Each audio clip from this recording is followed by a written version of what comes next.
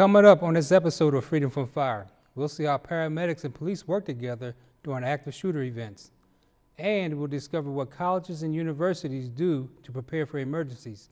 So stay tuned to Freedom from Fire.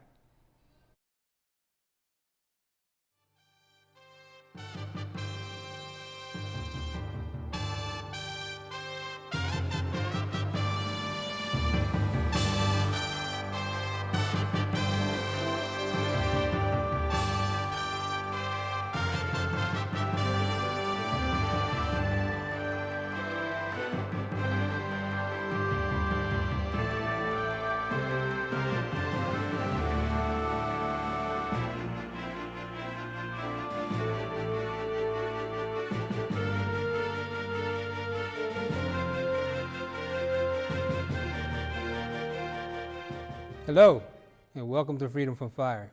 I'm your host, Fire Commissioner Derek Sawyer. Here at Freedom from Fire, we bring you fire and life safety information and introduce you to our local safety partners. Later on today's episode, I'm going to sit down with Captain Christopher Baldini of the Philadelphia Fire Department to discuss how paramedics work with police officers during an active shooter incident. I'll also talk with LaSalle University's Emergency Preparedness Officer, Jim Baer, and find out how his school prepares for possible emergency situations. But first, I would like to share some information with you regarding active shooter incidents. Active shooter incidents are situations in which there is an armed person in a school or business that is looking to harm others. By understanding how these situations play out, you may be able to save yourself and others if you ever encounter such an emergency. Let's look at some statistics. An FBI study conducted between the years of 2000 and 2013 on active shooter incidents showed the following results. During that 14-year period, there were 160 incidents. That's an average of about 11 incidents per year. Close to 500 people were killed, and over 500 people were wounded. The largest percent of incidents took place in commercial environments, and the second largest percent occurred in educational facilities. Active shooter incidents are becoming more frequent. The first 7 years of the study shown an average of 6.4 incidents annually, while during the last 7 years show about 16 incidents annually. And about half of those 45 incidents where law enforcement had to engage the shooter, the end of the threat, 9 officers were killed and 28 were wounded. So what can you do if you are confronted with an active shooter? Here are some best practices. Be aware of your environment. Take note of the 2 nearest exits in any facility that you visit. If you are in an office during an active shooter incident, stay there and secure the door. If you are in a hallway, get into a room and secure the door. As a last resort, attempt to take the active shooter down.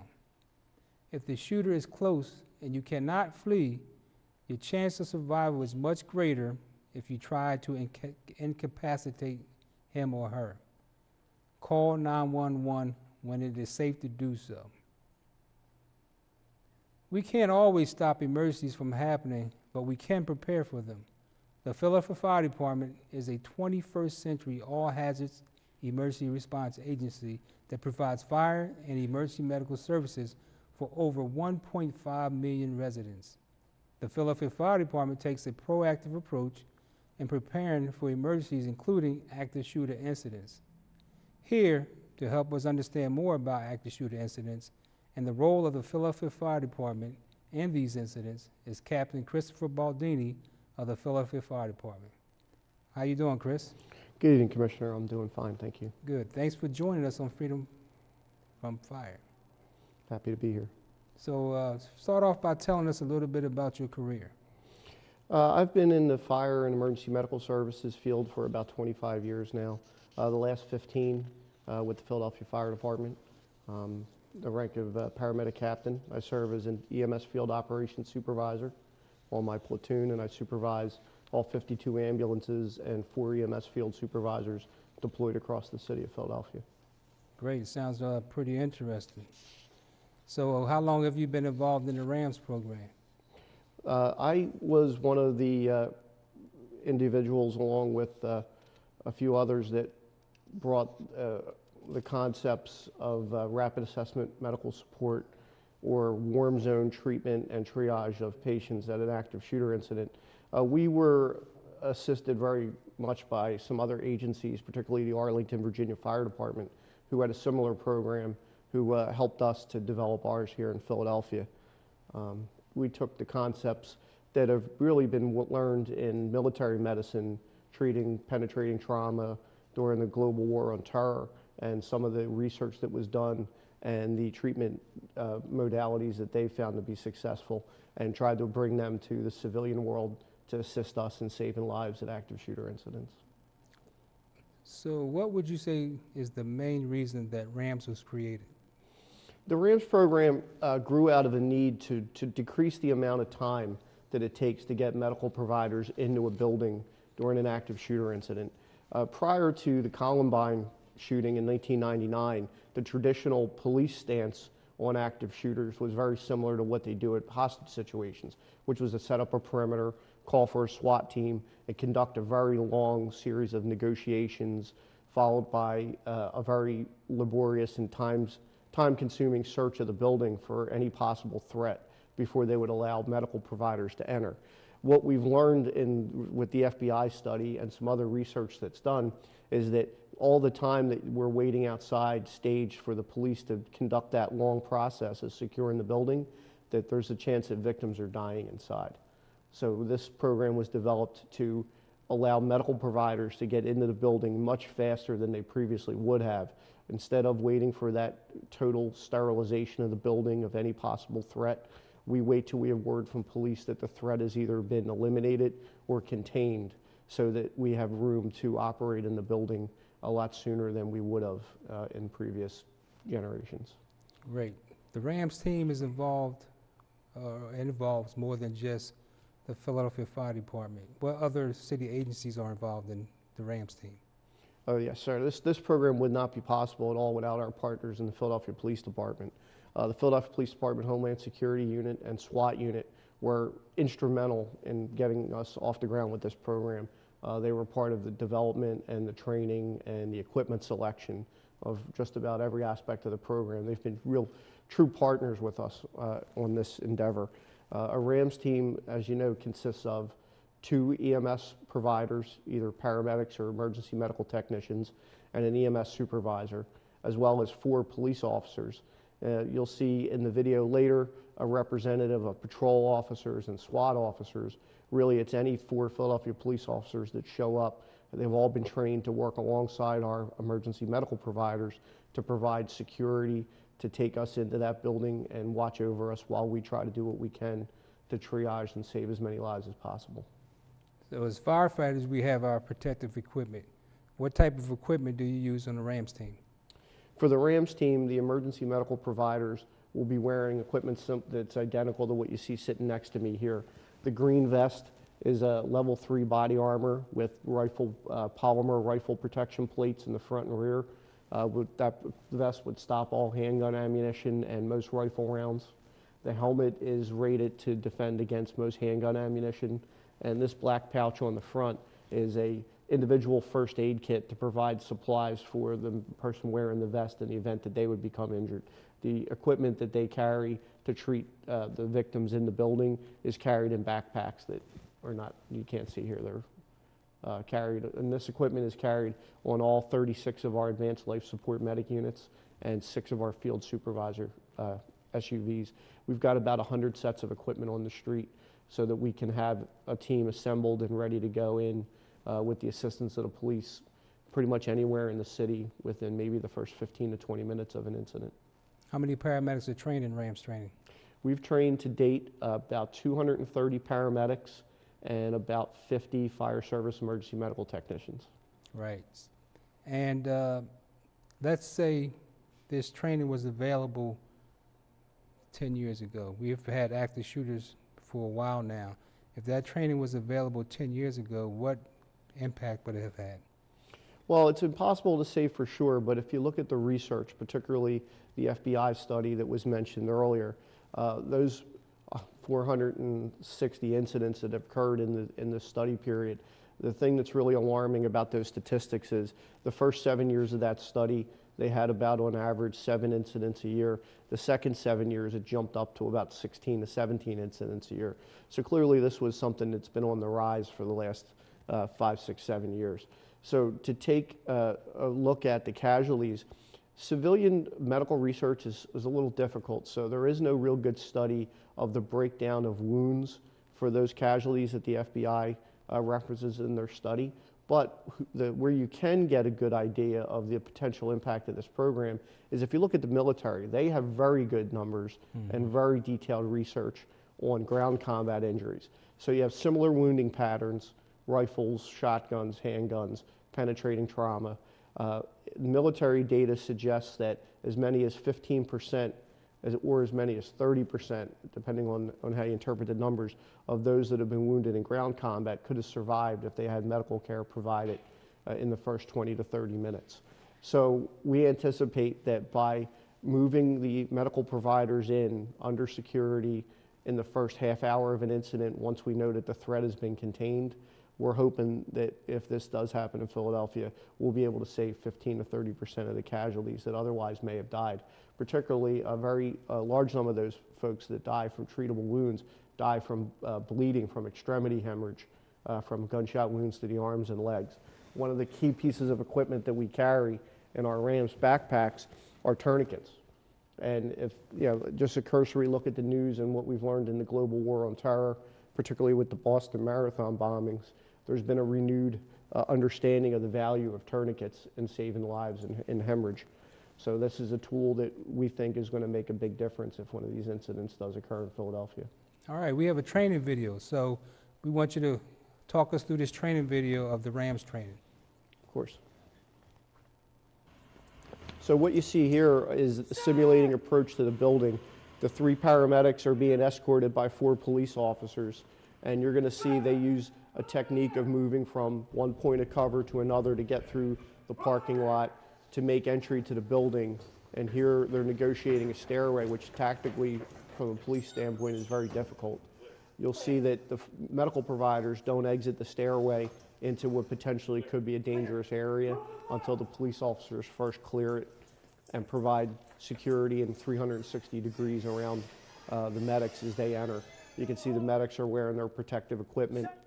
Here simulates when we reach a victim, the police will form what they call a combat diamond around the victim on the ground, allow us to treat the patient, do any necessary interventions.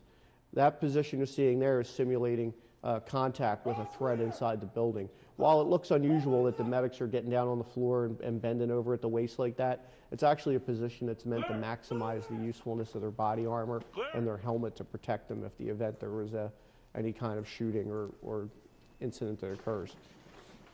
Here again, the police are secure in the classroom while the medical providers simulate applying a tourniquet to someone with an extremity hemorrhage, and we use special flexible rolled litters that are used to very easily reduce the friction to drag folks out of a building or a hallway to get them out quickly, to move them either to a casualty collection area or outside to waiting ambulances. Great. Now, we have an audience listening. If you had to just tell them 1 or 2 things that they can do to protect themselves and to be safe if they ever encountered an active shooter incident, what would that be? Well, during our active shooter training, when we train the RAMS teams during our continuing education program, we did provide training on what to do in an active shooter, and we encouraged all of our people to share that with their family, friends, and loved ones.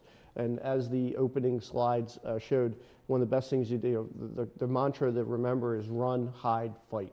The first thing would be to run, to get away, to get out of the building. And part of that is being aware of your surroundings, knowing where your exits are. Very similar to being in a building and a fire alarm goes off.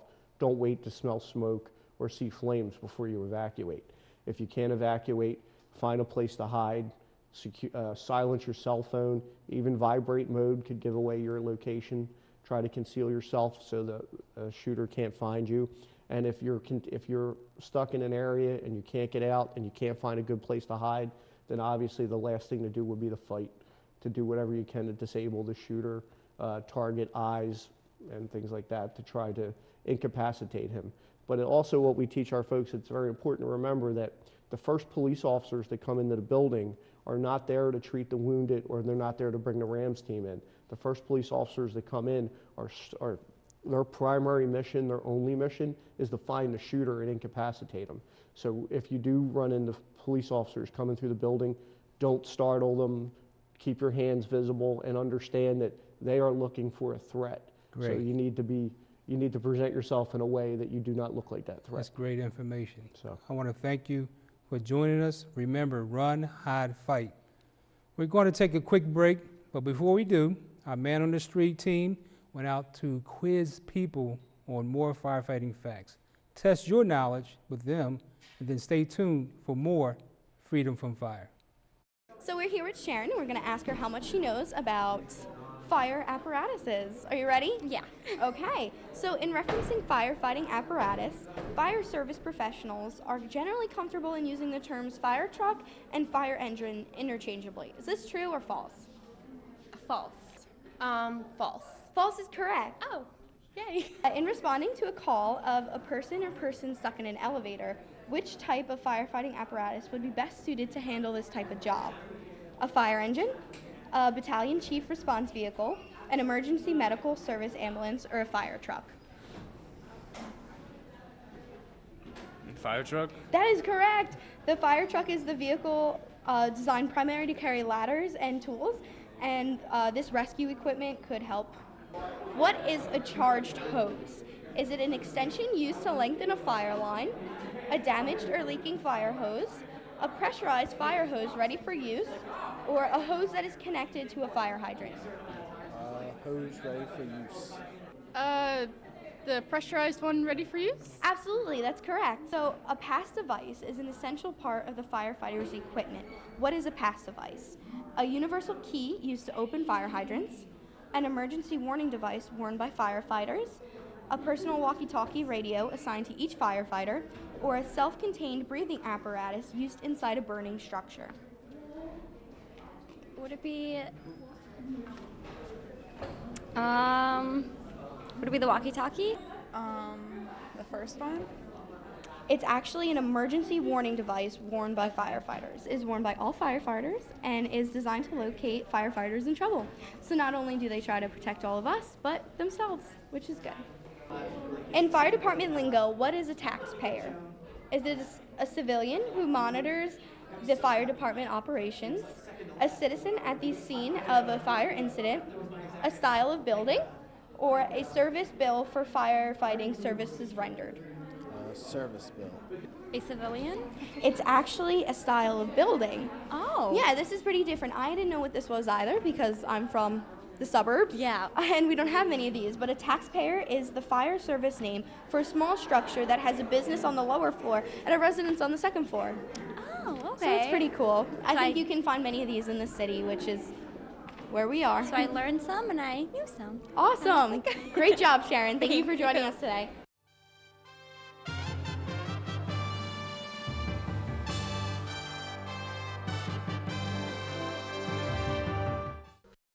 Have you ever Had someone repeatedly put their hands on you even though you were saying no? been threatened into an unwanted sexual activity? Each year, there are almost 300,000 victims of sexual assault, Unwanted touching, attempted rape, and committed rape and even receiving sexually threatening messages. are all forms of sexual assault. Anyone can be a victim No matter the age, gender, or ethnicity, take a stand. against sexual assault. Cyberbullying comes in many forms and can happen 24/7. If you or someone you know is a victim of cyberbullying, take preventative and assertive action. Keep evidence and document all instances. Remember to record dates, times, descriptions, and also save and print screenshots. Block your cyberbully and present your evidence to school officials or law enforcement. No one deserves to be a victim of cyberbullying, and together we can end it. For more information, visit stopbullying.com.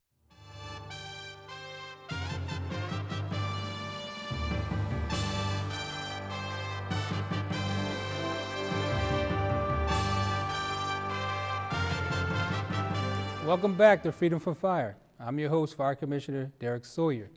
On today's episode, we have been discussing active shooter incidents. Joining us now is Jim Baer, LaSalle University's Assistant Security Director and Emergency Preparedness Officer. Welcome to Freedom from Fire.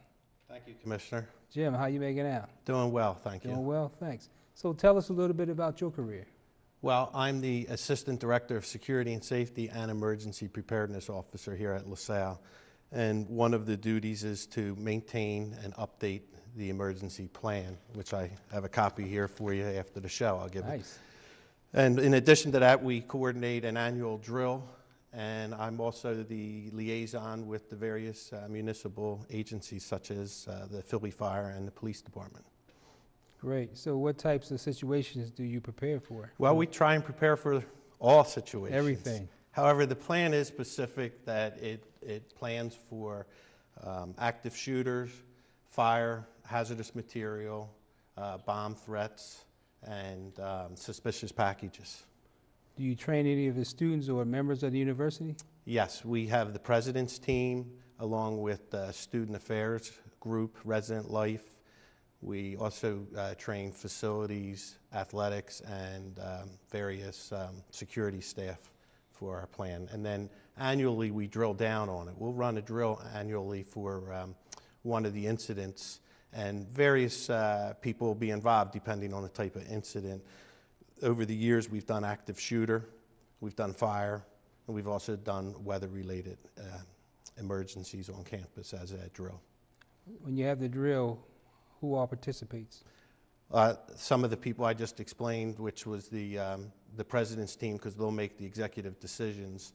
We'll also have facilities group. We'll have athletics, depending on the type of drill that we pick. Student affairs and resident life is usually a big part of it. You mentioned active shooter. Yes. Has LaSalle University ever had an active shooter incident? And not to my knowledge. So that's a good thing, That's right? a good thing, yes it is. But you continue to practice anyway. Yes. How does the university work with police and fire? Well, we have a great relationship with both police and fire. In fact, daily we communicate with the police department with the different activities that are going on here at LaSalle and in the neighborhood. And I work very closely with Your Engine 51 with communications as needed through either email, or they'll actually do site visits and we'll show them around so that they understand where the various buildings are. Great, great. If there was an emergency, let's say you had an active shooter or fire or any type of emergency, how would you notify the members on campus? We will notify them through several ways. Text is number one. We also have the social media. We'll put something up on the portal, the LaSalle website. Each of our LaSalle security vehicles has a public address system. We will have them driving around making the various announcements that are necessary. And then the bottom line, the last item that we use is what we call boots on the ground, and we'll have each of our officers physically walking around, disseminating the necessary information to those involved. Great. In an emergency, there's a couple of strategies that you can use. Evacuation is one, shelter in place is another. How do you determine when you would use which strategy? Well, we use the evacuation as exactly what it would say, evacuate, and that would be evacuate the building and seek shelter somewhere else in another building or somewhere else on campus. And what that is, an evacuation is used for a fire, hazardous spill in a building, get out of the building and seek refuge somewhere else. A shelter in place is, again, exactly what it's saying, shelter in place, stay where you are, because there's something going on outside the building that we don't want you to become involved in. And that could be an active shooter. Right. It could be a weather-related incident, severe storm. So now you have your students, you have your faculty and staff that you're kind of trying to protect and educate. What would you want them to remember? What would be the most important thing that you would want each segment to remember? What would you want the students to remember? And then what would you want the faculty? Well, I would say I would like to get the message out to everybody that they remember to stay calm during an emergency, and also to remember to call security at extension 1300 and 911 with the necessary information, because if they can give good information to the dispatchers, that's just helping the first responders so much better to get them the information so they know what they're coming into. Very, very good information. I want to thank you for joining us today. Well, thank you. But I have to ask you one favor. Sure. Before you leave, please join me in taking the fire safety pledge. Absolutely. All right, raise that right hand. I love my I family. love my family, and I'm responsible for their safety. Therefore, I pledge the following. I pledge to have at least one working smoke alarm on each level of my home. I pledge to test my alarms as recommended and replace my alarms with new lithium battery-powered alarms when needed. I pledge that every family member will sleep with their bedroom door closed. I pledge to develop and practice a home escape plan. I pledge that if I cannot afford smoke alarms, I will call the non-emergency number 311 or visit www.phila.gov/311. All of this I do solemnly pledge. Thank you. Thank you. Upcoming events. Friday, February 20th is Emergency Medical Dispatcher Graduation Ceremony. We're graduating about 8 dispatchers. The ceremony will take place at 10 a.m. at the Fire Administration Building, which is located at 240 Spring Garden Street. I will preside over the graduation and 2 Emergency Medical Dispatcher Training classes. Congratulations to the class of 1402 and 1403. Remember, if you would like to find out more about LaSalle TV, you can check out our social media sites. And if you are interested in learning about the Philadelphia Fire Department, visit our Facebook, Twitter, and web pages. I would like to once again thank Captain Christopher Baldini of the Philadelphia Fire Department and LaSalle University's Assistant Security Director and Emergency Preparedness Officer, Jim Baer. I would also like to thank you for tuning in and watching. So until next time, remember, fire is everyone's fight. Stay safe and remain free from fire.